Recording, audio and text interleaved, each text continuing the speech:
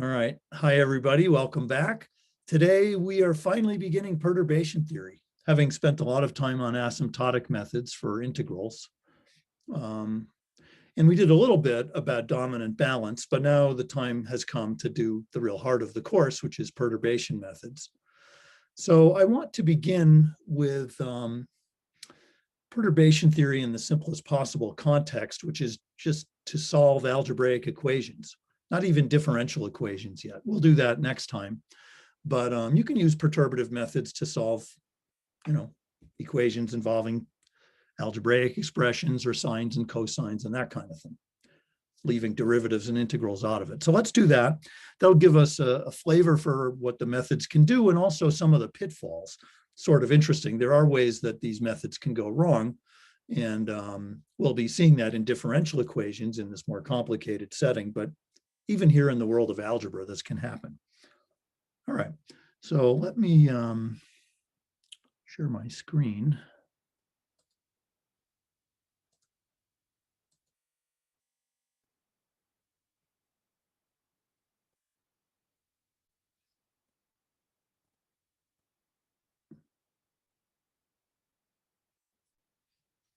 All right, so I think if you're counting, this is now part 4 of the course.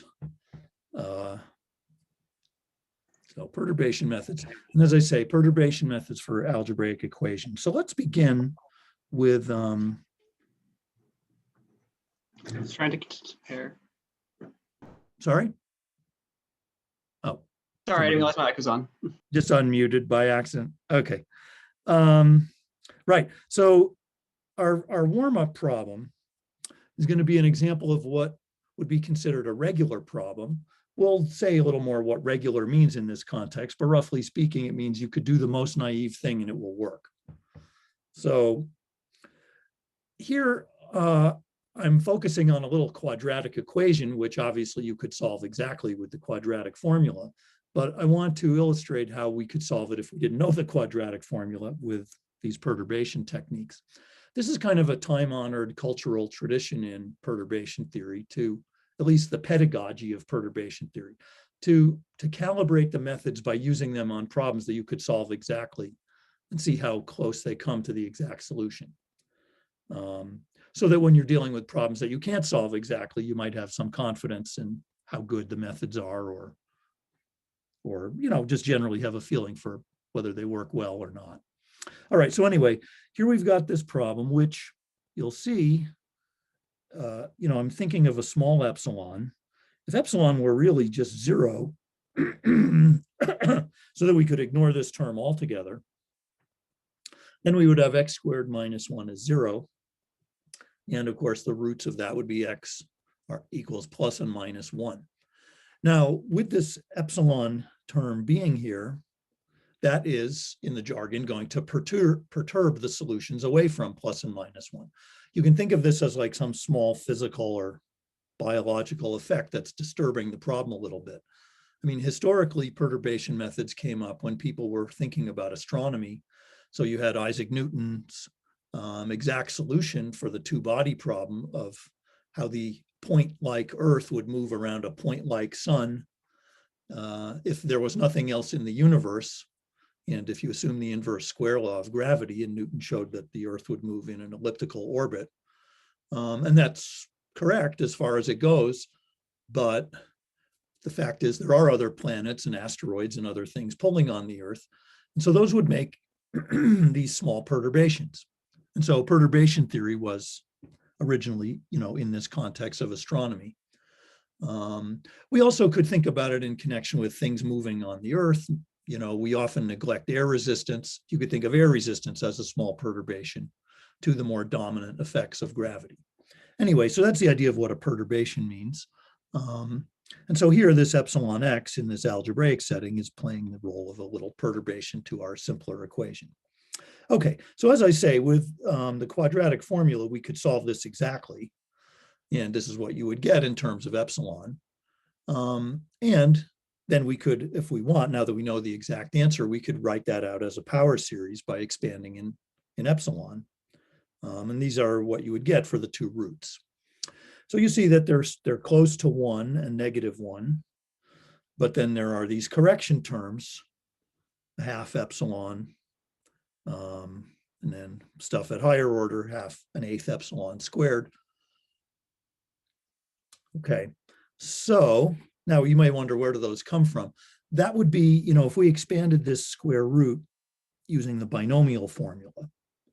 So the binomial theorem, I'll just remind you, you may have learned it in high school or somewhere else, maybe your first calculus course. You have 1 plus a small quantity delta. The whole thing is raised to some power alpha. You get 1 plus alpha delta, and then alpha times alpha minus 1, delta squared over 2 factorial, and so on. The pattern continues like that. So this was first discovered by Isaac Newton, actually. It was one of his earliest results back when he was still in college, the binomial theorem for fractional or irrational powers. This series converges for any delta of magnitude less than 1. So in our context up here, we've got this quantity playing the role of delta. That's the 4th epsilon squared. And we're doing a square root. So that corresponds to an alpha of a half. And so if you plug all that in, you would get these results up here. Okay, now that's all predicated on knowing the exact solution. So suppose we don't know the exact solution. How could we derive this? That's our question. How could we generate these approximate solutions? So here comes technique number 1. Just assume a power series in epsilon and plug it in and make it work. So I've pre-written the lecture up to this point, but I think here is where we can start. So, all right. So let's just remind ourselves what the question is. We're supposed to be solving x squared plus epsilon x minus 1 equals 0. And so, as I say, we're going to try a power series expansion, just guessing that that might work. Where, I mean, we know that actually, as I already mentioned, when epsilon is 0, you can see that we would get a solution x is plus or minus 1. So let's suppose we want to find the correction for the x equals 1 solution. We could do either one, but let's suppose we're focusing on the positive case. So let's try x equals 1 plus some small correction, which I'll say is epsilon times a coefficient x1 that I'm going to try to calculate. And we could go higher if we want. So we just in general write some power series with coefficients x1, x2, etc., up to whatever order we're interested in. And just try that and plug it in. Let's suppose we disregard the cubic terms, things that are cubically small in epsilon.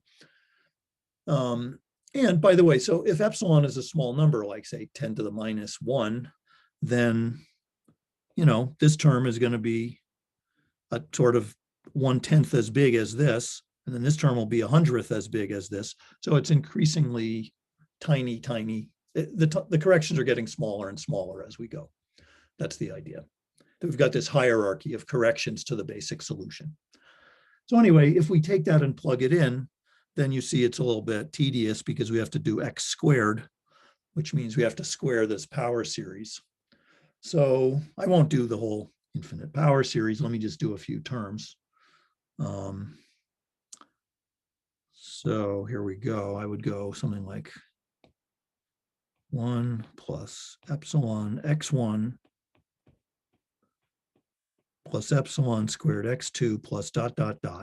All of that squared plus epsilon 1 plus epsilon x1 plus epsilon, epsilon sub 2, epsilon squared x2 plus ... minus 1. That's all supposed to equal 0. Now, when you have an equation like this, you're supposed to interpret it as an equation about power series. That is, the expression on the left is a power series in epsilon, and so is the expression on the right. although it says 0, you should think of it as 0 plus 0 times epsilon plus, I mean, in other words, it's sort of the 0 power series. Looks weird to write it like that. What I'm trying to say is these two expressions are supposed to be term by term equal for each power of epsilon. They're equal as power series. So what that means is if we peel off or try to pull out what's happening at each power of epsilon, I mean, what I'm trying to say is I want to match the coefficients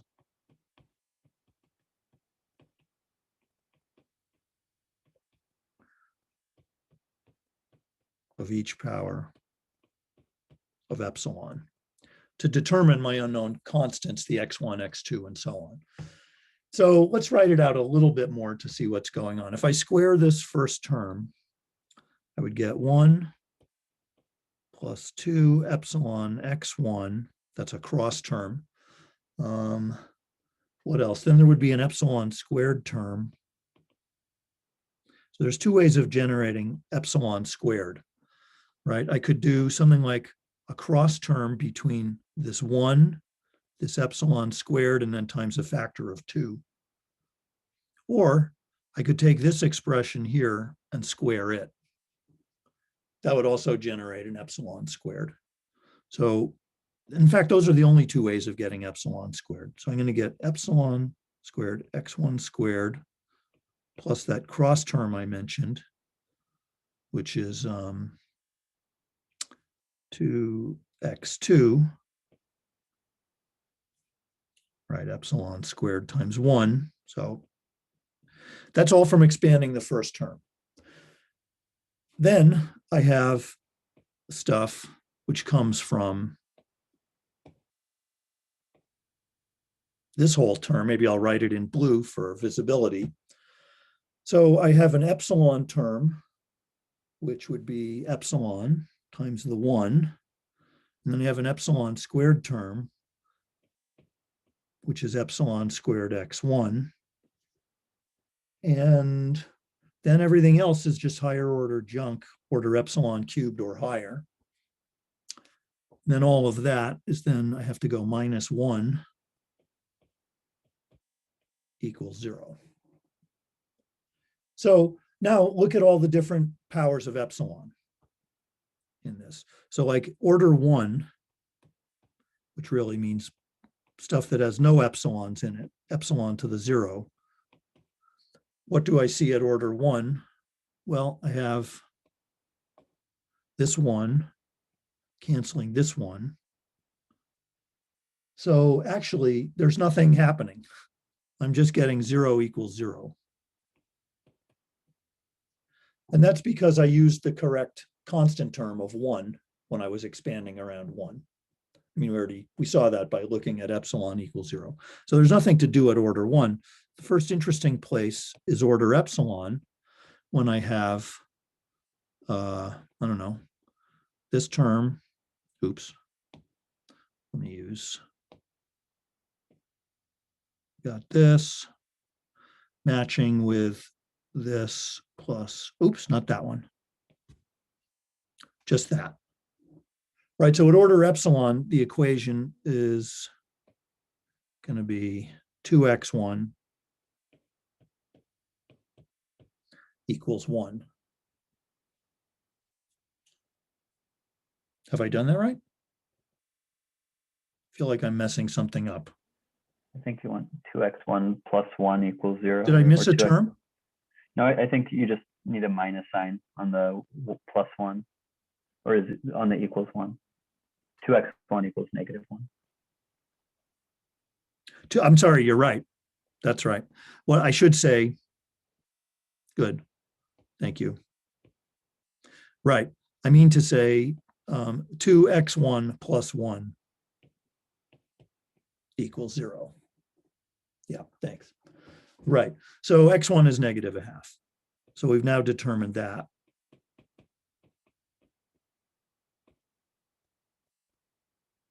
And if I want, I could go to higher order. And what you would find is that the coefficients of epsilon squared on both sides are x1 squared plus 2x2 plus x1. And on the right-hand side, it's still just the 0 power series, so you just get 0.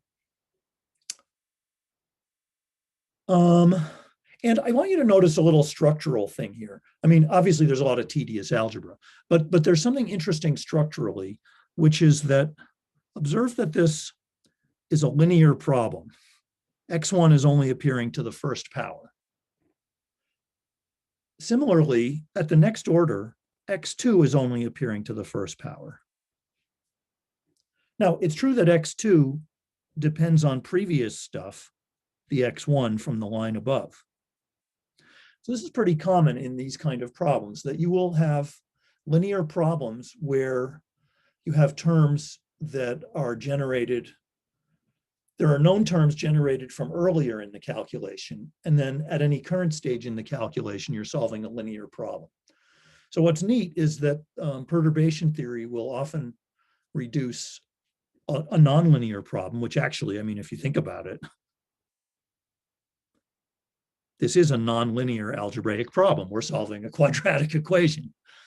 So we reduced a nonlinear problem to a sequence of linear problems.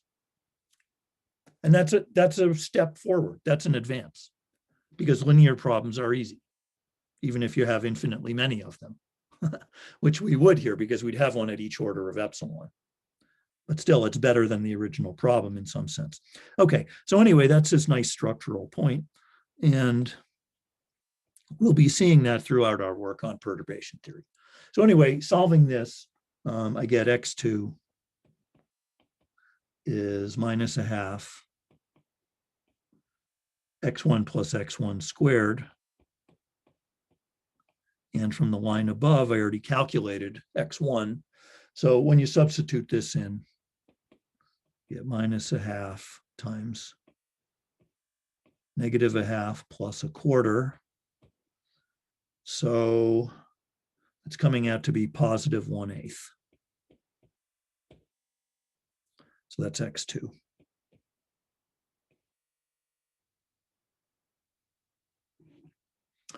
All right, and so what have we got? So according to us, at this stage in perturbation theory, we have that x is 1 minus a half epsilon plus 1/8 epsilon squared plus terms we didn't calculate yet. And hopefully that looks familiar. I mean, that should be what we had above. 1 minus a half plus 1/8. Is that right? Yeah, that's what I have right here. 1 minus a half plus 1/8. Okay, so this, I hope, gives you some confidence that this method will work on this problem. Is there any question about anything so far? Is it possible to recover the other solution? Sure. I mean, I just have to guess x equals -1 plus something, right? The difference was one was the root that, so basically what's happening is you had roots at 1 and -1, and they each got perturbed a little bit. They each got jostled off of where they were. Got it. Okay. Okay, Cool. so, I mean, in general, you wouldn't necessarily know how to solve the 0th order problem. We could just by inspection see it was plus and minus 1. If you didn't know that, you would guess an x0, and then you'd have to try to solve for x0, and we'd get two roots, plus and minus 1 in this case. So anyway, let me just summarize what I mean, obviously it's not a very fascinating problem, but I'm just trying to illustrate the technique. So here are some features of the method.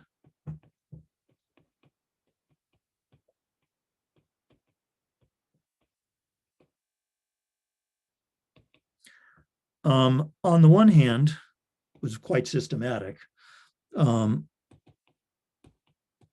was simple to solve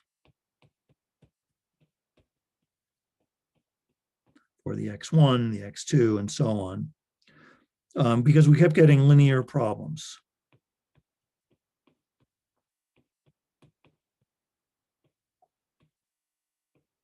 So that's the big advantage of this kind of perturbation theory.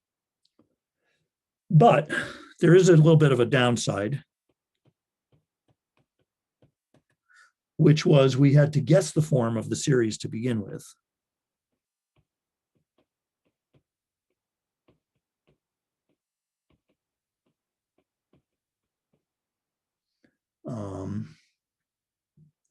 Right, I mean, we plugged in a guess of the form x equals something, a constant x0 plus epsilon x1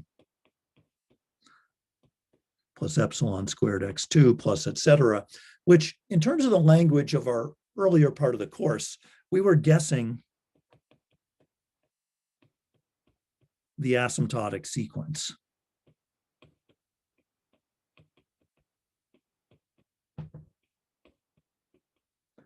Right, we talked about this in lecture 2, that when we expand in terms of functions in an asymptotic expansion, we want functions that are sort of arranged hierarchically. Here, those functions would be the functions 1, epsilon, epsilon squared, epsilon cubed, the simple powers of epsilon, which have this property that as epsilon goes to 0, which is the regime we're interested in, they're arranged like this, that 1 is much bigger than epsilon, which is much bigger than epsilon squared, and so on. So it is an asymptotic sequence. And it's the most vanilla, basic asymptotic sequence you could think of.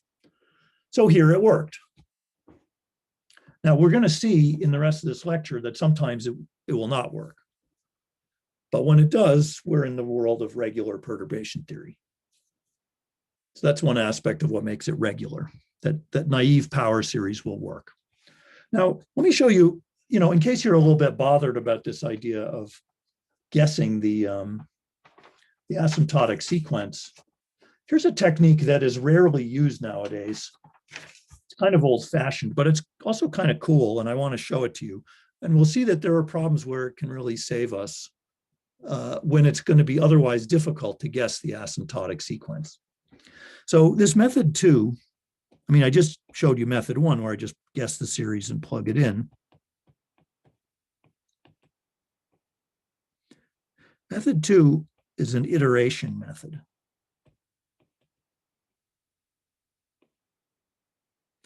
So let me show you what I mean. Though, as I say, the highlight of this is that it's useful, or can be useful, when it's unclear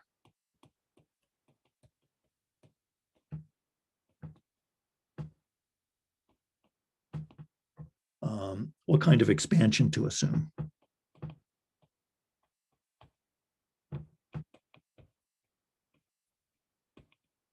In other words, what asymptotic sequence to guess.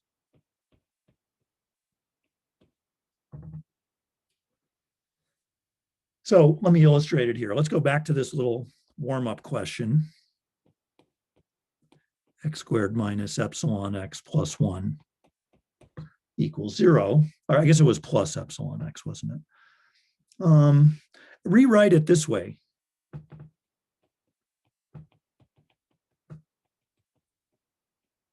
Rewrite it as x squared equals, oh, wait, it wasn't plus 1, it was minus 1. I copied that wrong.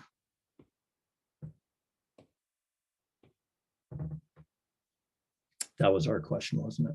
So rewrite it as x squared equals 1 minus epsilon x. Now, if you write it like that, it's suggestive of trying a recursion where, like, suppose I know my expansion up to a certain stage, and so that gives me an approximation to x. I could then plug that in here and then generate a new x from looking at the left-hand side. And then I could take that new x and then feed it back in over here and do the whole thing iteratively like that. So in other words, try writing it recursively or iteratively, I guess. I'm never sure what the difference is. Xn plus 1 as 1 minus epsilon xn, where you might just start with a naive guess of something like x0 is 0. You got to start it somewhere. I'm sorry, with a square root on it.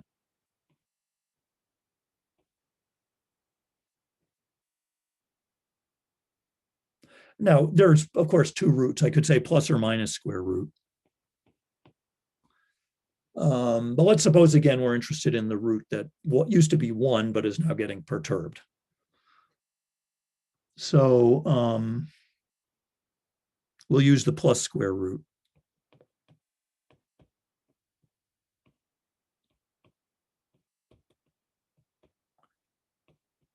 To find how the x0 equals 1 solution is perturbed. I think I said that wrong then, didn't I? I shouldn't say x0 is 0.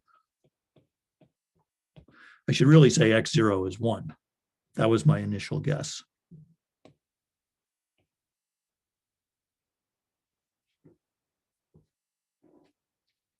So what we're saying then is if you started with 1, then at the next stage, you would get x1 is the positive square root of 1 minus epsilon, right? Because it's 1 minus epsilon x0, which is 1 minus epsilon. And that's our next guess. Now, if we keep going like that, we're going to be plugging in square roots of square roots, and it's going to be annoying. So we might as well expand this in a power series using the binomial expansion and say this is 1 minus a half epsilon, approximately, for small epsilon. We could say it this way. I mean, this is sort of interesting. Let me take a second term, 1 minus a half epsilon. If I did do the binomial expansion on this square root of 1 minus epsilon, the binomial expansion would predict that the next correction would be minus 1/8 epsilon squared. You could check that by plugging into the binomial. And why I mention that is because it's wrong. It's a little bit surprising. This quadratic term is incorrect.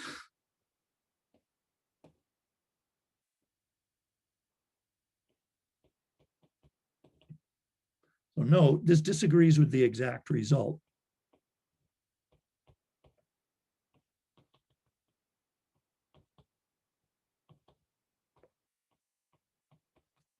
So in that it's got the wrong sign. It's supposed to be plus 1/8.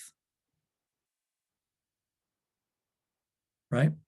Plus 1/8.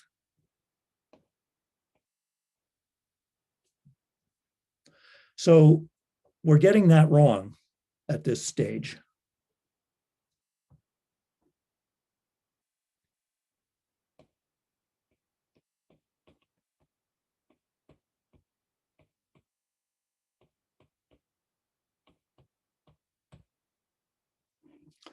So I mentioned that as a chastening example that you shouldn't, I mean, after all, we're only at one stage of our iteration. We're pushing this series too far. We should truncate after the first term and don't expect to be right at second order.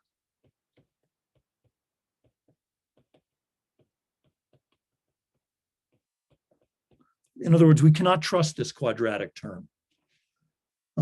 So all you should do is at this stage, assume that you've got the leading order correct, which we do.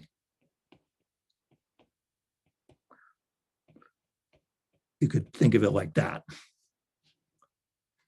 And we have no right to think that we can determine the order epsilon squared yet. So if I do that and then plug that in, then my x2 would be square root of 1 minus epsilon x1. And so I could go 1 minus epsilon, then plug in my guess. Let's see, so epsilon times, I have to go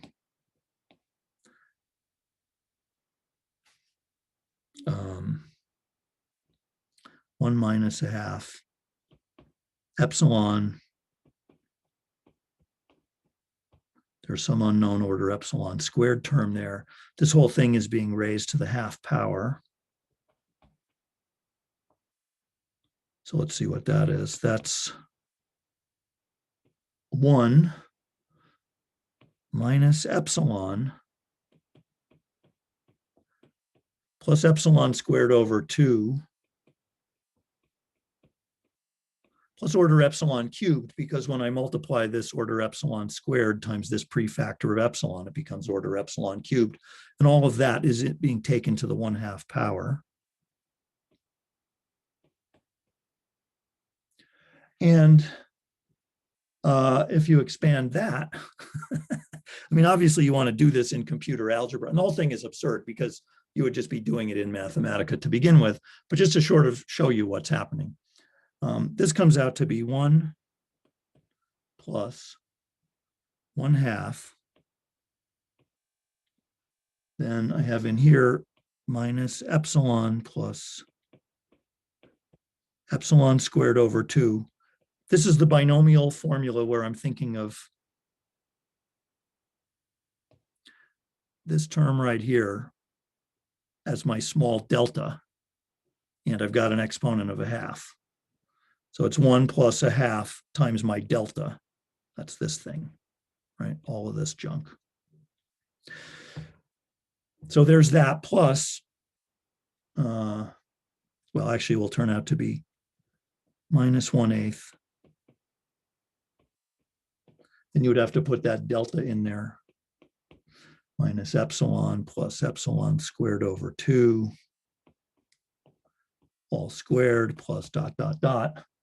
And when you clean up this mess, it comes out to be 1 minus 1/2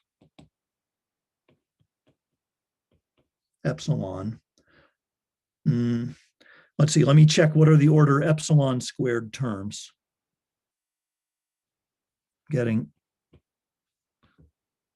from here, I have 1/2 times 1/2. That makes 1/4. But then there's also 1 over here, negative 1/8.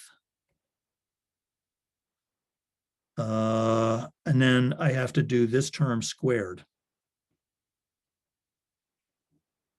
Right, this one gets squared. That's the leading term there.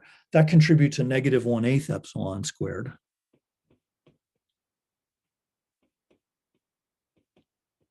Everything else is order epsilon cubed or higher. So this ends up giving me what I want. 1 minus 1/2 epsilon now plus, right? I mean, this was the term I'm making a big deal about. 1/8 epsilon squared, like that. So what's my point? That this iteration method is a little fussy. You have to be careful about what to trust at each stage of the iteration. Don't push it too far. But if you do it, it's quite systematic. And it will just generate. I mean, notice what's nice about it. It just generated the power series for us. We didn't have to guess the power series ahead of time. It just gave us that. So those are the features of this method then. I mean, this is all correct as far as we go.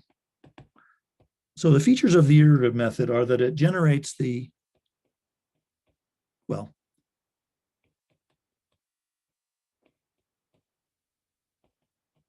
correctly generates the desired form.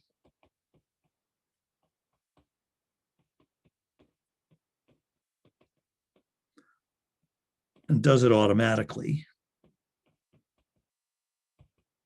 So that's an advantage. But you'll notice it sort of requires a lot of work at each stage. Like I have to plug in, say, this earlier series.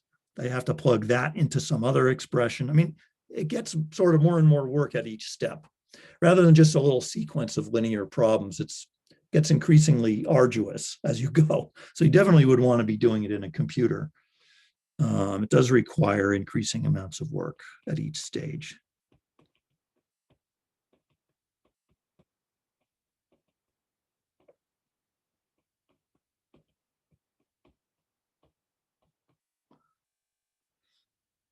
To generate the higher order terms.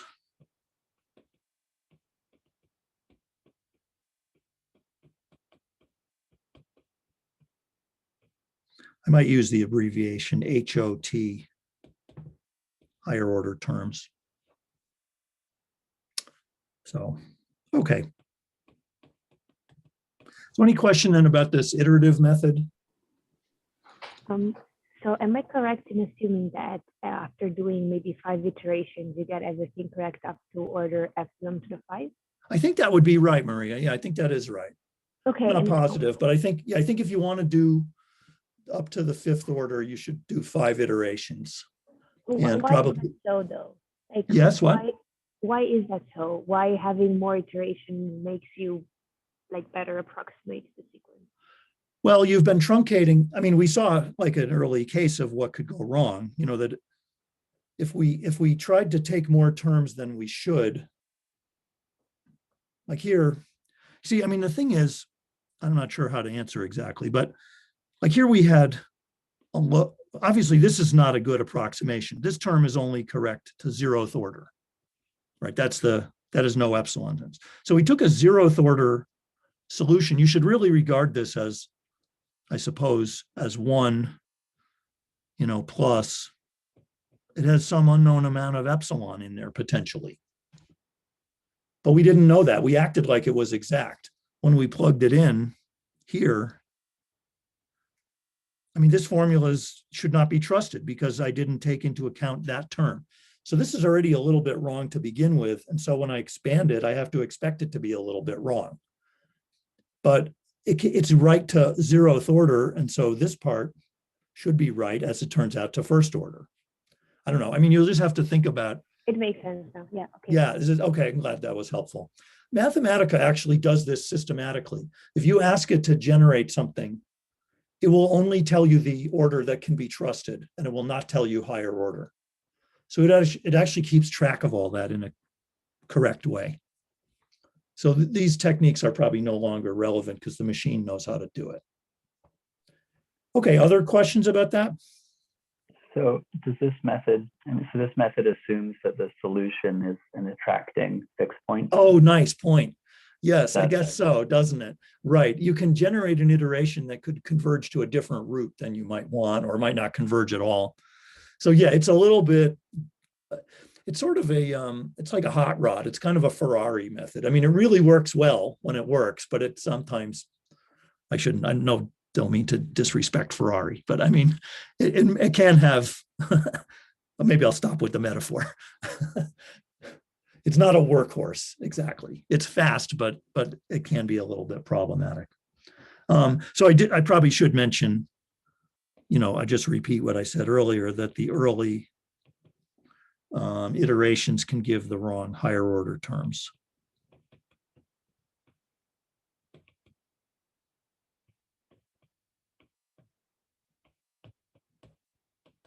So, I mean, what I would do if I'm using it is I would just keep iterating until everything settles down. Then you can sort of trust that. Okay, so that's sort of the best of all possible worlds, regular perturbation. And now let me do my next example where things can start to break down. So, I mean, this will be a theme throughout our discussion of perturbation theory, that regular perturbation theory is great when it works, but many problems are not regular. And you have to be ready to cope with the complications that arise from the opposite case, which is called singular perturbation. So here's an example of a singular problem.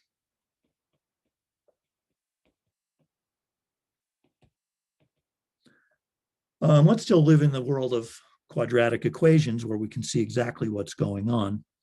So I'll do epsilon x squared plus x minus 1 equals 0.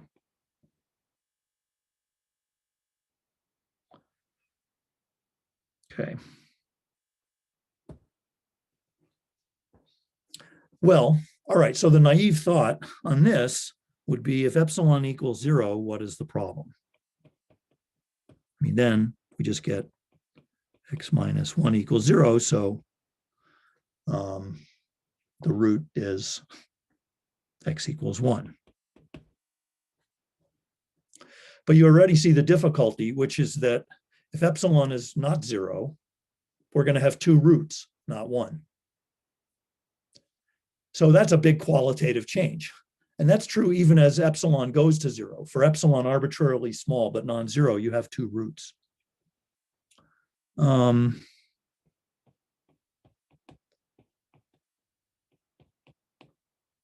for epsilon not equal to 0, even small epsilon,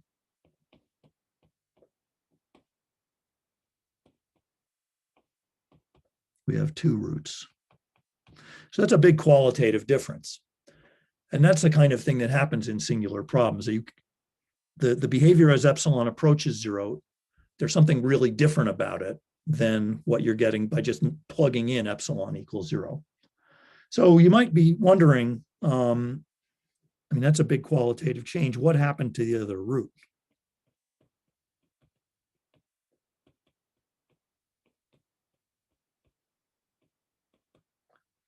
So that kind of thing is typical of singularly perturbed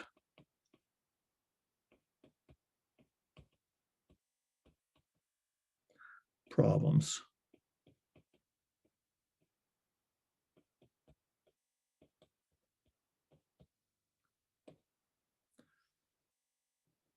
Okay, so well, let's try to understand what's going on. But do you have a guess? I'm just curious. Do you have any idea what happened to the other root?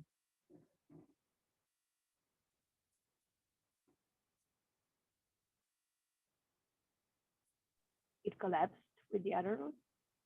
That's an interesting possibility. They might have merged. You could potentially worry about that the 2 roots have become 1. You have a double root. That would be one possibility. But except we don't believe that, right? Because if you had a double root, that whole thing would then look like a perfect square. That would have to be the expression x minus 1, the quantity squared. Maybe we kind of broke some symmetry in the problem. Broke some kind of symmetry. Spoken like a physicist, truly. But yes, I mean, symmetry breaking is a big qualitative change. That can cause singular perturbations too. What were you going to say, Mark? The other root is infinite or something. The other root is infinite is another possibility. That's actually what happens here. So the other root goes out to infinity.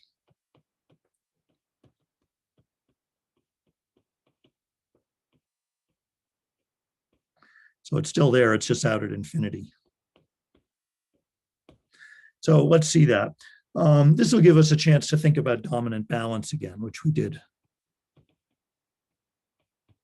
in the context of differential equations, but we can do dominant balance on algebraic equations as well. So, I mean, what's our mistake when we think of epsilon small?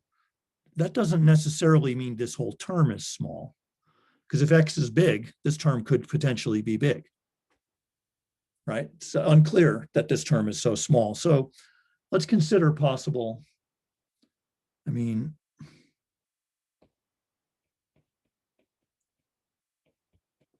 maybe the epsilon squared term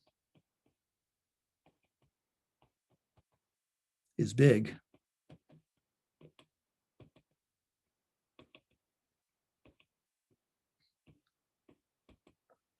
For this missing root, that's the question. And of course it will be. So let's see. Try some different possible dominant balances. I mean, look at the terms. So let's suppose this is one of the big terms. Is this the other big term, or is 1 the other big term? So let's try both possibilities. Suppose we investigate, what if epsilon x squared and 1 are both big compared to the other term, which is the x term. So, well, I mean, if that's the case, on the one hand, we're saying x is much less than 1. We just said that. But we're also saying from solving this, that if you solve for x, you get x would have to be like 1 over epsilon to the half, which in fact, as epsilon goes to 0, is much bigger than 1. So you see, that's inconsistent.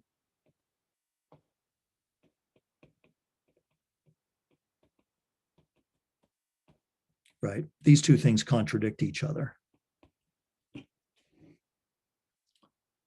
Can't be both much greater than one and much less than one. So that's not correct. That is not the dominant balance.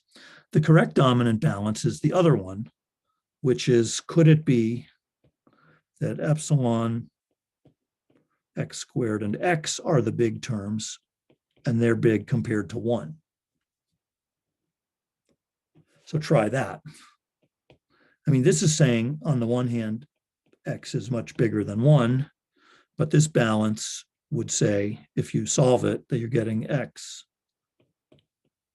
would be like 1 over epsilon, which is reasonable because that is big.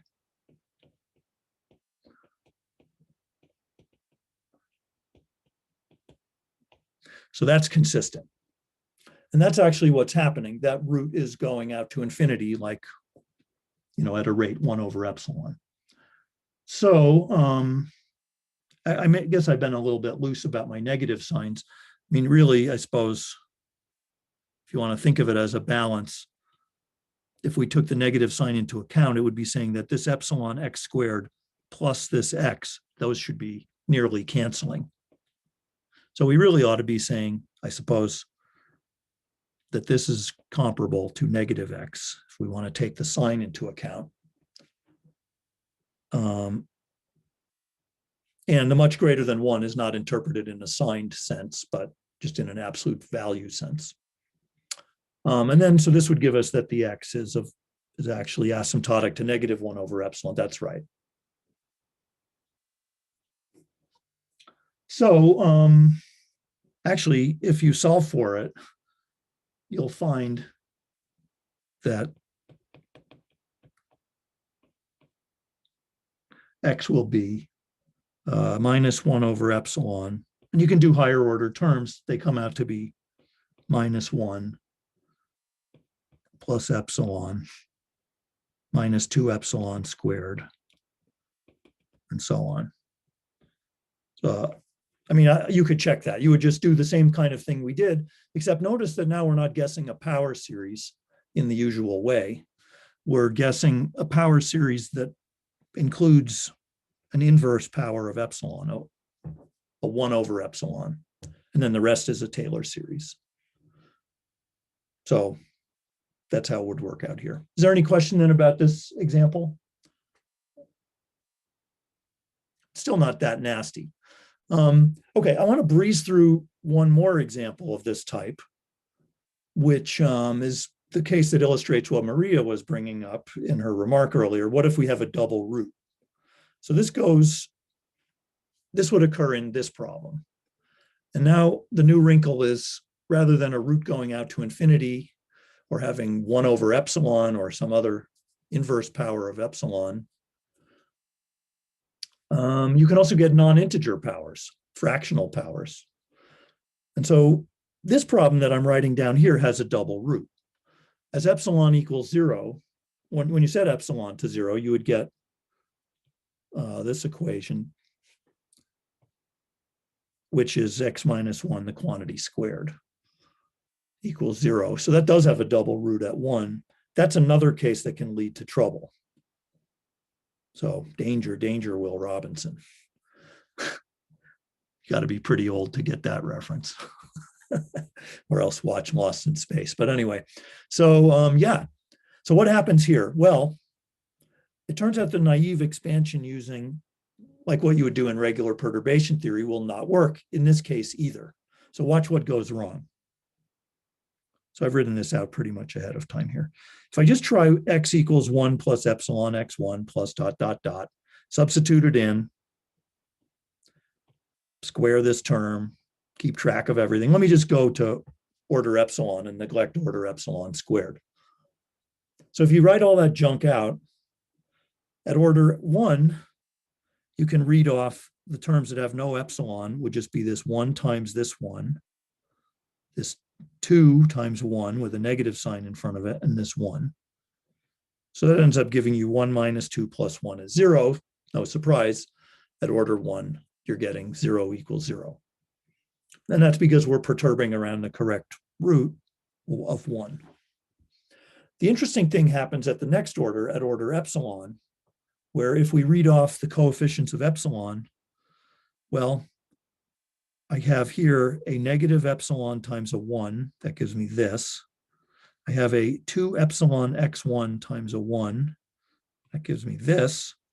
And I have this negative 2 times this epsilon x1. That gives me this. And notice that this is causing a contradiction because these two terms are canceling out.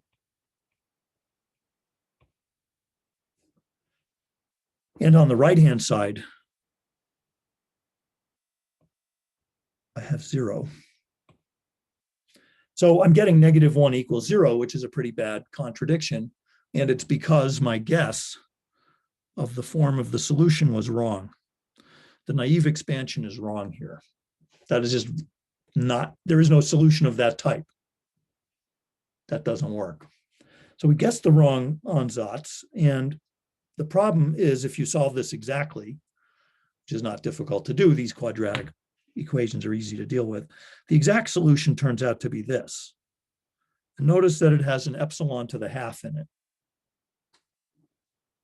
So if you try expanding this for small epsilon, say if you're interested in the perturbation of the root at 1, take the positive up here in the exact solution, you'll end up getting this when you multiply it out. That is, the correct asymptotic sequence would be in powers of epsilon to the half for this problem. So that was where we went wrong. We assumed the wrong asymptotic sequence. And so if we wanted the right answer, we had to use the right sequence to begin with. Now, actually, if you're worried, well, how would I ever know to do that? In problems with double roots, you should be wary. But, you know, one way you could safeguard yourself would be, rather than assuming a power series to begin with, you could assume that x is like 1 plus some unknown power of epsilon times x1, call it epsilon to the alpha, some other unknown power, epsilon to the beta, x2, etc. You could try plugging that in, and then not only solve for the coefficients, but also solve for the powers. And that would work in this case. That would give you the half powers. Still, it requires guessing half powers, or guessing powers to begin with, epsilon to the alpha and beta. So you could go even safer still and just guess any asymptotic sequence with functions phi1, phi2, and so on. And the only condition is that they form an asymptotic sequence. So you could do that and then try to manually extract the phi's, and that will work as well. Now, actually, if we did this problem with iteration, it would generate the half powers automatically. So maybe rather than spend more time on iteration, let me leave this as a little exercise for you if you want. Check that this earlier iteration technique that we described in the last problem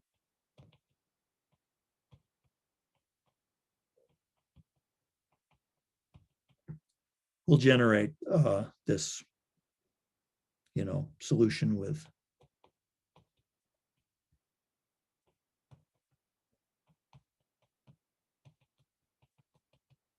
if you pick the correct iteration. There may be different ways of writing the iteration. As Mark mentioned earlier, it could converge to a different root or to no root at all. So you will have to fiddle with it to get the right iteration. But it will work. I could show you, but I think it'd be more instructive if you do it yourself. Okay. I think that's all I want to say there. I actually did want to say a little more about the singular perturbation, but maybe I said enough. I think let me move on to my next example. Do you want to ask anything about this one or anything so far?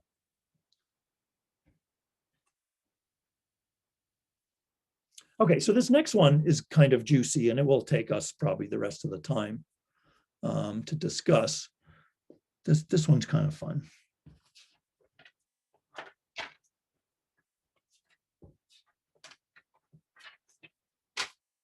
So let me see where it is in my notes. I wasn't sure how many blank pages to leave.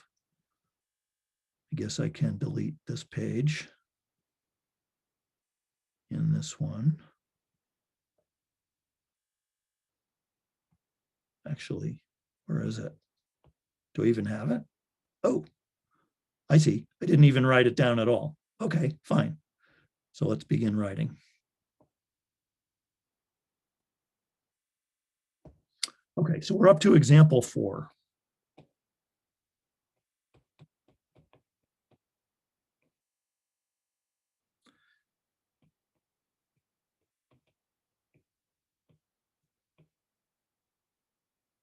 So logarithms can cause interesting havoc in perturbation, and you have to be prepared to deal with them. They do come up a lot. So here's a little algebra problem that involves logarithms. Suppose we were asked to solve this question. X times e to the minus x equals epsilon.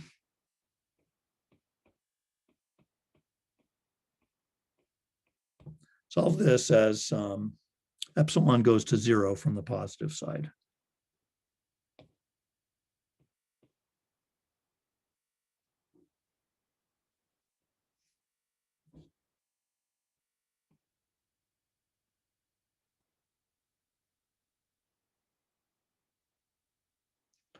Okay, now that doesn't have any simple exact solution really. It's interesting. I did ask Mathematica to solve it and it did produce something, but it didn't give me one of the solutions. There are 2 solutions to this, it turns out. It gave me one, it did not give me the other. And I had a lot of trouble trying to make it work to give me the other, and I never quite got it to work. So maybe those of you that are better at Mathematica could show me how I should have done it. I'll show you my Mathematica work at the end of the lecture, but for now, let's just approach this kind of with a pre-computer mentality. If you were faced with this problem, how could you approach it to solve for x? You can't invert this to find x in terms of epsilon. But what you can do is draw a picture. So, I mean, in a way, you could assign this problem in a first-year calculus course. If I draw the graph of x e to the minus x, that's a classic problem in curve sketching. So like when x is 0, e to the minus x would be e to the 0, that's 1. And then the function x would just give me a straight line with a slope of 45 degrees, a slope of 1 coming out of the origin. I mean, what I'm trying to say is this function looks about like so.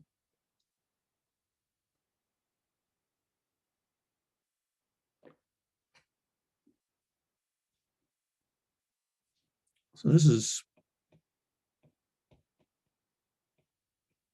something like that. I mean, I know at large x, it's got a decay because of the e to the minus x term. So I'm going to do something that asymptotically approaches the x-axis. And for x near 0, it's going to be basically the straight line y equals x.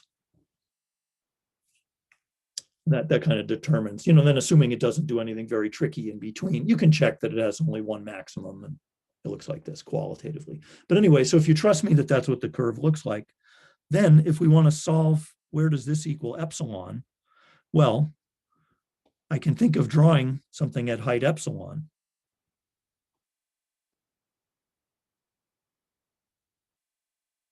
That was supposed to be horizontal. Try that again. There, that's a little better. So you see I'm getting 2 roots. There's one here, and there's one here. And obviously, as epsilon goes down to 0, this is at height epsilon. As epsilon goes to 0, one of the roots is going to 0, and the other one is going out to infinity. You can see visually, right?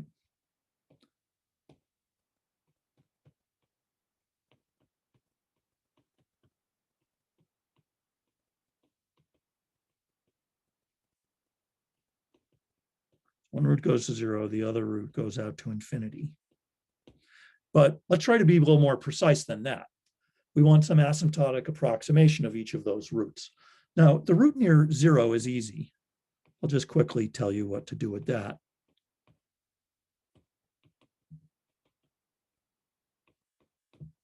You could just write the whole thing as an iteration.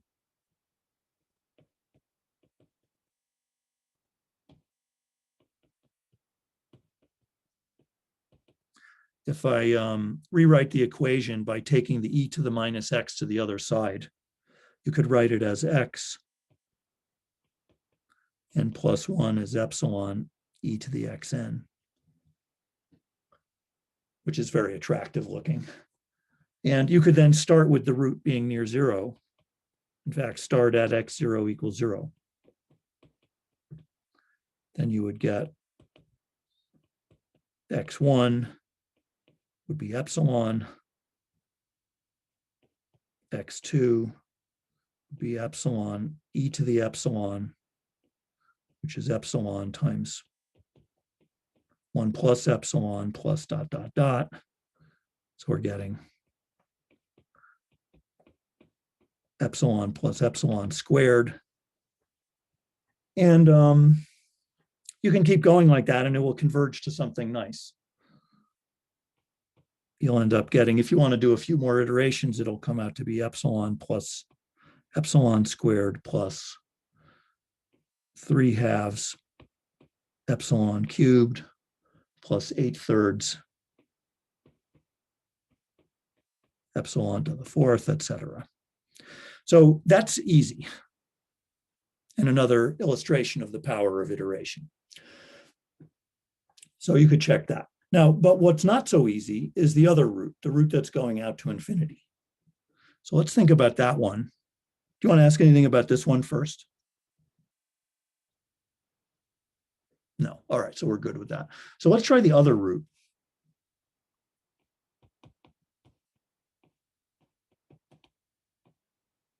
And this is a really nice example of a case where it would not be easy to guess the asymptotic sequence a priori, but iteration will give it to us. So watch. Let's try dominant balance on this.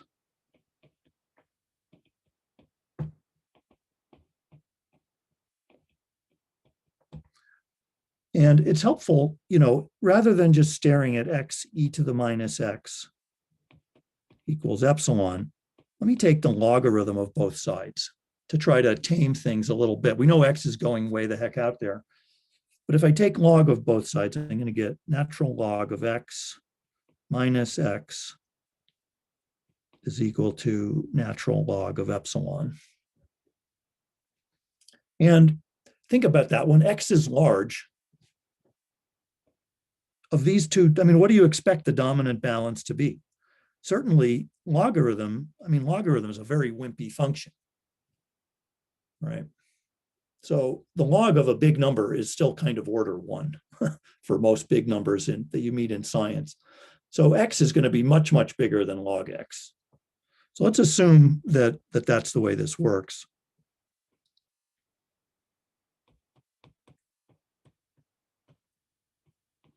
Assume that x is going to have to, actually negative x will balance log epsilon, and assume that both of those are much greater than log x as epsilon goes to 0.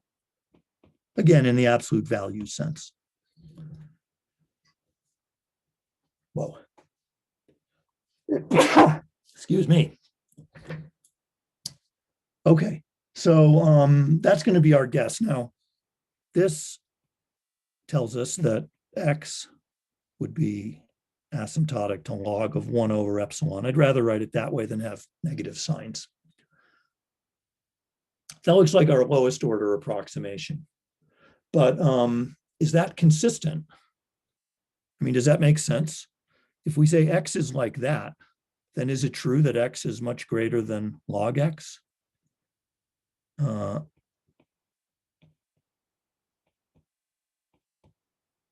But log x would be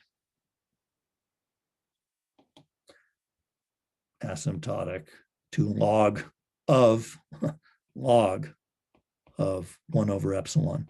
And if I said log was wimpy, log is even wimpier still. So yeah, that is consistent. So I think we are on the right track. this dominant balance will work. And it suggests a good iteration. So the iteration would be to rewrite the equation as xn plus 1 equals log of xn plus log of 1 over epsilon. You can get that by rewriting the original equation after taking the logarithms. I mean, right, if I just come back up here, I'm just taking this equation and regrouping it to put it in a nice iterative form based on what we already know. So with that in mind, watch the interesting stuff that gets generated. We already know that asymptotically, x should behave like log of 1 over epsilon. So that suggests that we should start with, let's say x0 is log of 1 over epsilon. Then what would our x1 be? X1 would be log of x0 plus log of 1 over epsilon, which is going to be log of 1 over epsilon plus log of 1 over epsilon. Now, this gets a little bit tiresome to write. So let me call this L1, my first logarithm, and I'm going to call this L2, meaning log of 1 over epsilon. And I want to go one step higher because this is sort of fun. X2 would be, according to this, well, let's see now. It's log of x1 plus log of 1 over epsilon, which is Maron. Let me see.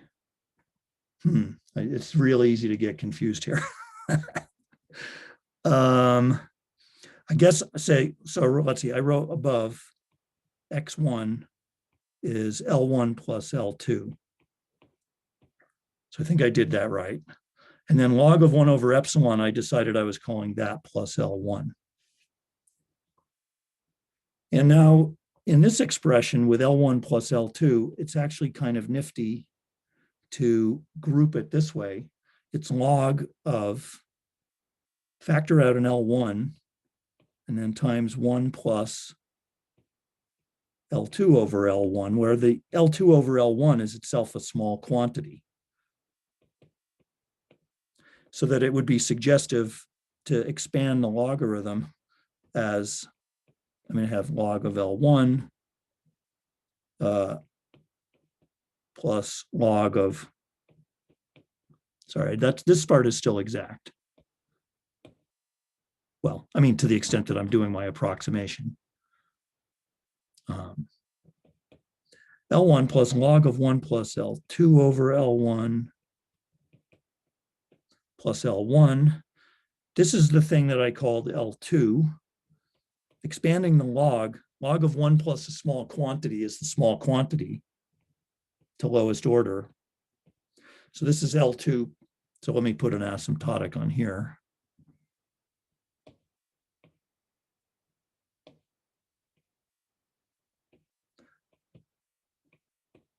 There, that was the expression I wanted to get. I mean,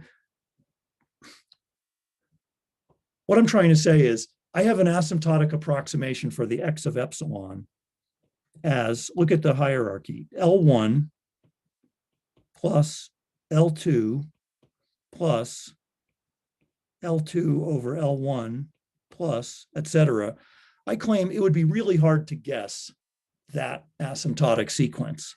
I mean, writing it out in symbols with the epsilons, this is log of 1 over epsilon, this is log of 1 over epsilon.